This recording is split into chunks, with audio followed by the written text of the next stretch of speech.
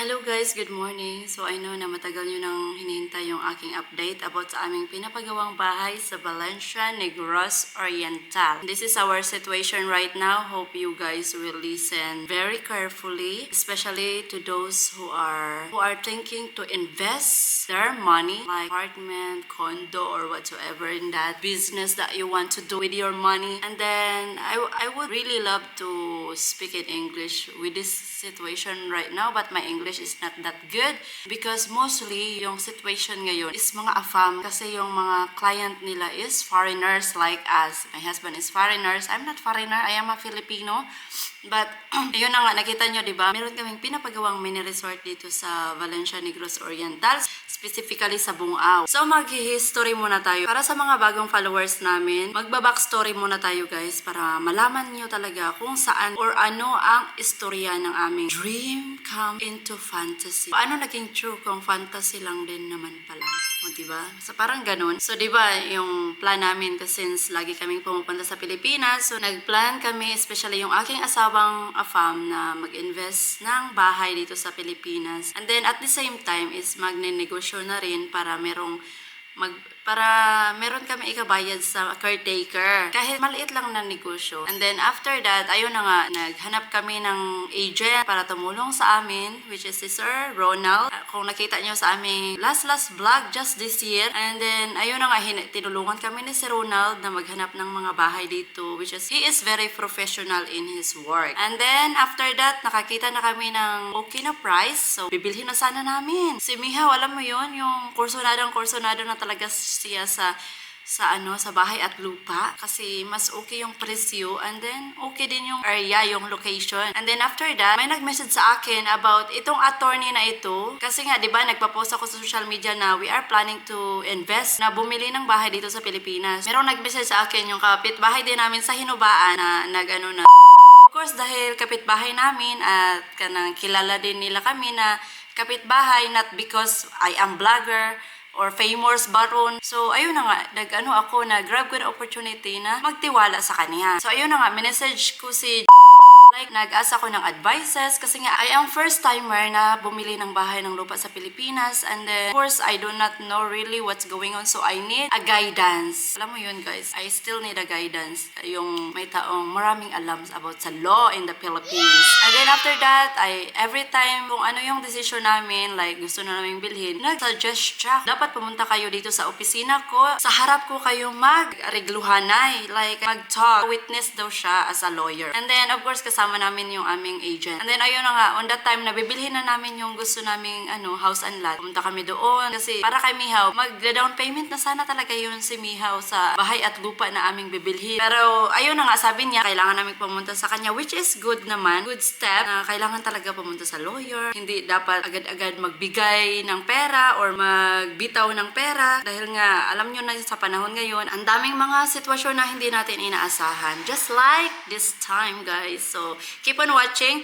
So, ayun na nga, pumunta kami doon sa office lawyers. And then, doon sa office lawyers, before pumunta yung aming agent, si Sir Ronald, napag-alaman niya na yung aming bibilhing bahay ay merong problema sa right of way. And then, of course, as a foreigner and desperate, si Mihaw kasi yung talagang gustong bumili dito sa Pilipinas ng investment and for business also. Kahit kunti lang para on the future ng aming mga anak. Ayun na nga guys, pag-alaman namin may problema yung right of way. Alam mo yung foreigner guys, praktikalan yan sila. And at that moment, yung lawyer namin, in-insert niya itong never ko yan nalaman yung kung hindi niya na-mention. So, yung time na hindi pa kami tapos ni Sir Ronald sa aming business, in-insert niya yung sitwasyon niya about sa So, ayun na nga, interesado itong si Mihaw, yung asawa kong AFAM na desperate na bumili ng ng makapagbahay dito sa Pilipinas kasi nga lagi kaming pumupunta dito and then para maano din ba like kanang males gani yung aming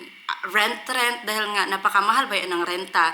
So much better we have our own home here in the Philippines. Tapos, iba rin talaga yung meron kang sariling bahay. Of course, si Sir Ronald that time, na naka-feel siya ng disappointed dahil nasa business pa kami na siya yung agent namin, di ba? Tapos, nasa loob pa kami ng lawyer. Then, sabi ko sa kay Mihaw na maybe mamaya na yung We need to finish our business first with Sir Ronald. Dahil nga, kursunada din siya. Ako na lang yung nagpaano kay Sir Ronald at nag-ano ng pasensya. Kailangan na din kasi naming lumipad after 2 days. Kaya si Mihaw, yun na lang yung kanyang naging desisyon agad-agad. Alam mo yung foreigner, kailangan praktikalan. Nag-explain ako kay Sir Ronald na pasensya, ganito, ganyan. Naintindihan naman ni Sir Ronald yung sitwasyon din namin. Kasi alam niya naman guys na kailangan naming bumalik. Kaya nagdali-dali kaming maghanap ng house and lot dito sa Pilipinas. So ayun na nga guys, proceed na tayo sa na-insert ni about dito sa Valencia. Yung kanilang parang opisina. Minute up namin tong founder, yung nag-manage at the same time. Pinakita niya sa amin yung kung ano yung mga nagawa niya na bahay dito sa Valencia, sino yung kanyang mga customers. Mostly yung kanyang mga customer target is yung mga AFAM, mga foreigners. Nagtiwala din ako dito kay dahil ayun na nga sabi ko sa inyo, kapitbahay namin doon sa Hinubaan, saan ako lumaki. And then at the same time, pinakita din ni yung mga site kung saan sila gumagawa ng bahay, din yung mga empleyado niya. Tapos ayun, pumunta kami sa mga site. Pinasama ni yung agent namin na si Sir Ronald. Napagkasunduan din nila na yung si Sir Ronald kanang maging din ba, like sila ng commission. Narinig ko at the back of the car while they are sitting there. Nag-usap sila na magbibigay si ng 3% commission kay Sir Ronald. Na-feel relief ako. Kaya sumama si Sir Ronald kasi pinasama man ni para makita din daw ni Sir Ronald kung ano yung baka gusto niya ding maging agent. And then, okay, hang on there. Please listen very carefully. And then, di ba, this year lang to nangyari sa amin, like, nagkontrata kami, like, after after naming nakita lahat yung mga site, napagpasyahan namin na gusto naming magkontrata sa kanila kasi in-explain doon na stage by stage process, and then nakakita na kami ng magandang location dito sa Valencia, Negros Oriental. Of course, maganda kasi nga, yung malapad yung lupa doon, like, kanang plain, super plain. Kasi mostly yung kanilang location is nasa Bulubundukin. Bulubundukin ba itong Valencia? Kanang Tangasunon ba? So, doon kami sa plain area. Doon ko gusto sa Bungao. Yun, yung malapad na area doon ko na pagpasihan na. Much better doon. So, guys, nag-discuss kami ni Miha. It depends pa kung magkano all in all sa pinaplano naming ipapatayo. Gusto namin ipatayo is yung apartment, and then bahay, residential house with swimming pool and gym.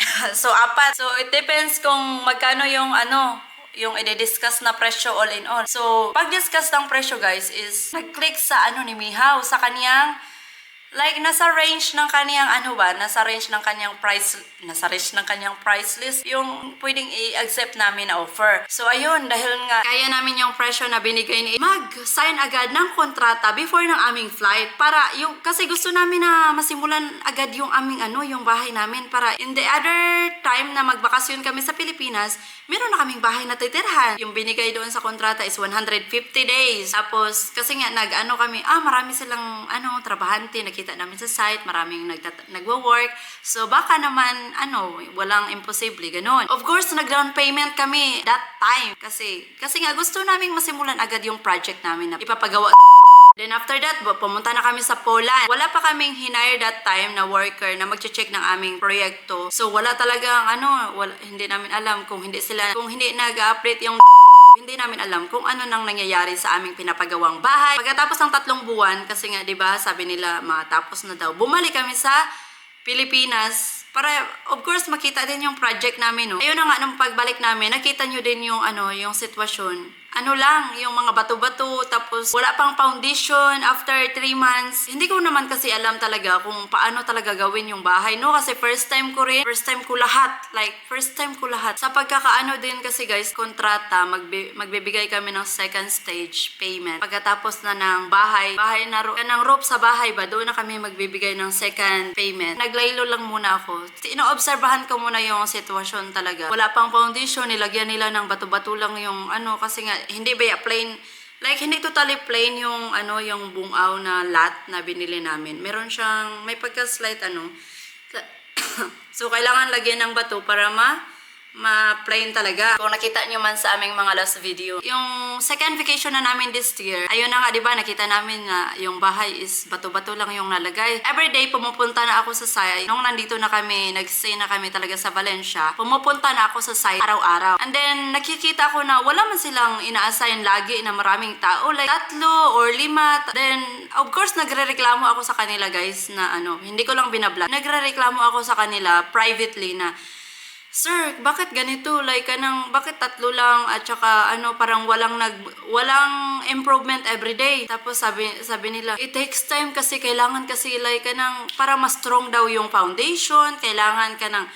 mga ilang araw or mga kuan. Like, hindi ko kasi alam kung paano talaga gawin yung bahay, guys. Bata slowly para daw hindi daw madala ng bagyo pag bumagyo. Alam mo 'yon? Yung slowly but surely. Ganun yung explanation nila sa amin. Pero nai-stress ako kasi everyday pumupunta ako sa site and the whole day wala man lang like hindi mo makikita na may malaking improvement. Yun yung yung whole everyday ko doon na pumupunta ako sa site. Kasi nga nung nag-hire na kami ng empleyado, si Agnes, siya yung hinayo namin. But that time is siya pa yung pinapabantay ko kay Lily. Kasi nga bumabayad ba kami, guys. Babayad talaga kami pag matapos na talaga. Yung natanggap pa namin is kontrata pa, guys, ha. Walang deed of sale pala. Alam mo yung innocent ako, hindi ko alam kung wala pa pala kaming deed of sale, and then of course title kasi nga sa napagkasunduan namin ay bago namin ma-receive yung titulo at saka deed of sale, kailangan tapos na daw magbayad lahat. Tapos ayun na nga, guys, gusto kong ma-aware kayo in our situation na ganito na yung nangyayari sa amin ngayon. Diba, guys, nung nag-sign kami ng kontrata, hindi ko alam, guys, na ito pa lang si at saka itong si yung nakuna namin ng kontrata na yung contractor namin, nakuna namin ng kontrata is meron pala silang relasyon. Nung pagbalik na namin last time, na lama namin yung second vacation namin dito sa Pilipinas this year 2024. Tapos na-shock na lang ako nung nalalaman ko, guys, na meron pala silang relasyon. Doon na ako napag-isip-isip ng super deep, like nakapag-isip-isip ako ng sobrang lalim nung nalaman ko na kailangan naman kasi nating mag-trust din, but at the same time we need to investigate. Alam mo yung galing pa kami, kung matagal na kayo na follower namin, alam mo yung sitwasyon namin sa Madagascar. Kasi mahilig kasi itong asawa ko mag-invest kasi yung kaniyang mindset is investment is much better than like pinapatulog lang yung pera ba. So yun yung yung nangyari. Kasi nga ang nangyari ngayon, guys, it's almost a month na hindi nila ginalaw yung aming bahay na pinapagawa. Alam nyo naman na, 'di ba, wala kaming titulo pa. Wala pa kaming nag-sign kami ng building permit, but hindi namin nakita yung building permit after na pinrocess ba nila or yung sitwasyon na hindi sila nag-update sa amin. Wala silang update na binibigay. Much better sana, guys, kung ina-update nila kung ano yung nangyayari. Like last time nalaman namin na My God. What's happening here? Sa hinanaing ni mo, sir? Sa hinanaing ni mo? Walay may snack. Tapos? Wala mo sweldo, eh? Wala? They're not yet given the salary yet. They haven't received it. yung rason nila is ninakaw daw yung pera na kailangan sa building permit, kailangan i-process, tapos walang materyales. So ano yung maiisip ko? Anong maiisip namin as a customer nila? Hindi lang kami, guys, like 26 or 29 clients, mostly mga AFAM. So ngayon, 'di ba, meron kaming hinire. So marami na kaming alam na pinapacheck ko sa kanila, pinapacheck ko sa worker namin na hinire kung ano na yung, of course, gusto ko ring makilala niya sino sino yung connected sa lupa namin, pina-investigate ko sa kanya, sino yung may-ari. Meron kaming kilala na nagbayad siya 8 million talaga, guys, kasi gusto niyang mag-for good dito sa Pilipinas. Ayun na nga, sabi ko sa inyo, wag na lang talaga kayo magtiwala agad-agad.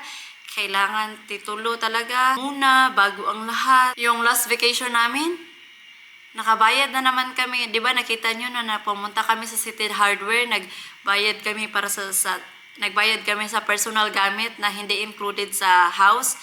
Nagbayad kami para sa ano yun, sa microwave, sa oven, sa mga personal namin gamit, refrigerator, hindi yun kasama sa house. And then, kung ano-ano pa dyan na aircon, I think hindi yun kasama yung aircon sa house.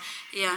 So, kailangan namin bumayad sa mga ganyang bagay. So, bumayad kami sa contractor pa rin namin. Doon kami nag-send ng pera. So, guys, kung meron kayong katanungan, i-comment nyo sa video na ito and I will try to read all your comments. Of course, kung gusto nyo ng part 2, ay magagawa ako ng part 2 kung gusto nyo ng part 2 kasi napakahaba na ngayon ng aking nasabi and then napakahaba na ngayon ng aking nasabi, guys.